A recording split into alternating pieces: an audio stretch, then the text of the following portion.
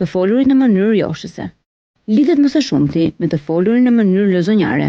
Allahu e ka ndaluar këtë në thënien e tij në Kur'an. O gratë e të dërguarit, ju nuk jeni si gratë e tjera. Nëse i friksoheni Allahut, mos flisni me përkëdheli, që të mos ju dëshiroj ai që ka zemër epshore, por flisni drejt dhe në mënyrë të ndershme. Ky ajet tregon për seriozitetin dhe rolin e grave të profetit, paqja dhe bekimet e Allahut qofshin mbi të dhe familjen e tij. Dhe tregon se ato janë parësore nga gratë e tjera për zbatimin e detyrave të shariatit. Prej këtyre detyrave përfshihet dhe të folurit në mënyrë lozonjare. Një grua muslimane, si pasojë, duhet të flasë në mënyrë të ndershme dhe duhet të qëndrojë larg të folurit që josh meshkujt, veçanërisht ata që kanë sëmundje në zemër.